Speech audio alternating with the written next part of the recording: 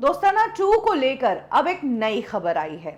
ये खबर नए एंगल से है, लेकिन हाँ, इसमें एक चीज कॉमन है कि एक बार फिर कार्तिक आर्यन को ही नेगेटिव दिखाया गया है। सबसे पहले खबर आई कि दोस्ताना 2 से कार्तिक आर्यन को निकाल दिया गया है। फिर खबर आई कि करण जौहर ने सिर्फ दोस्ताना से ही नहीं बल्कि धर्मा प्रोडक्शन से कार्तिक आर्यन को ब्लैकलिस्ट कर दिया गया है। फिर खबर यह भी आई कि कार्तिक के कारण करण जौहर को 20 करोड़ रुपए का नुकसान हुआ है। कार्तिक आर्यन का अनप्रोफेशनल बिहेवियर रहा। इसके बाद खबर आई कि दोस्ताना 2 में करण जौहर जो है कार्तिक आर्यन को हटाकर किसी आउटसाइडर को ही लेंगे, क्योंकि उनके ऊपर जो नेपोटिज्म का दाग है वो हटाना चाहते हैं वो। इसीलिए करण जौहर अब एक आउटसाइडर को ही इस रोल के लिए कंसिडर कर रहे हैं। ये सारी खबरें आती रही। कार्तिक आर्यन ने अभी तक दोस्ताना 2 पर कुछ बोला ही नहीं है।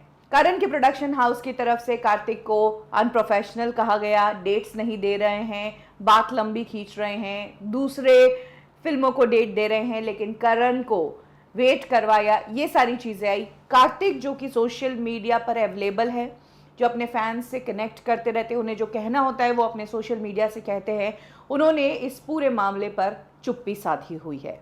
और करण ने भी कह दिया कि हमने कार्तिक को हटा दिया है, नई कास्टिंग हम जल्द ही अनाउंस करेंगे। तो ये बात वहीं खत्म हो जानी चाहिए थी, लेकिन ऐसा हुआ नहीं। अभी तक खबरें आ रही है। अब आज एक खबर आई है कि कार्तिक आर्यन को दोस्ताना से इसीलिए हटाया गया क्योंकि कार्तिक आर्यन और जानवी कपूर में प्रॉब्लम थी। 5 महीनों से कार्तिक और जानवी आपस में बात नहीं कर रहे थे। दोनों की कथित तौर पर डेटिंग चल रही थी, लेकिन बीच में ऐसा झगड़ा हुआ कि दोनों की दोस्ती टूट गई और तब से दोस्ताना 2 जो है वो खटाई में पड़ गई थी। कार्तिक आर्यन चाहते थे कि जानवी कपूर को इस फिल्म से रिप्लेस किया जाए, और तो और कार्तिक आर्यन ये भी चाहते थे कि दोस्ताना 2 बंद डिब्बा हो जाए। अब इसमें सोचने वाली बात यह है कि क्या किसी एक्टर के चाहने से फिल्म बंद डब्बा हो सकती है। इस कहानी में यह भी कहा गया है कि कार्तिक आर्यन ने दोस्ताना 2 के जो डायरेक्टर हैं कॉलिन डी चुन्हा, उनसे कहा था कि इस फिल्म की बजाय किसी और प्रोजेक्ट पर काम करना चाहिए, इस फिल्म में मजा नहीं रहा।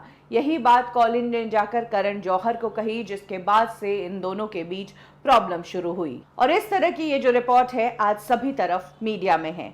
अब तक दोस्ताना 2 को लेकर जितनी भी रिपोर्ट्स आई है उसमें कहीं ना कहीं कार्तिक आर्यन को नेगेटिव दिखाया गया है और कार्तिक आर्यन इस मामले में चुप है।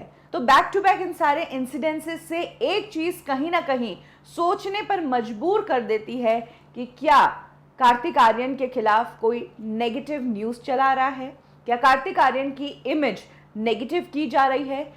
हर रोज ये कहानियां क्यों उठकर आ रही है। क्या किसी को कार्तिक आर्यन पर नेगेटिव आर्टिकल्स लिखने का काम दिया गया है।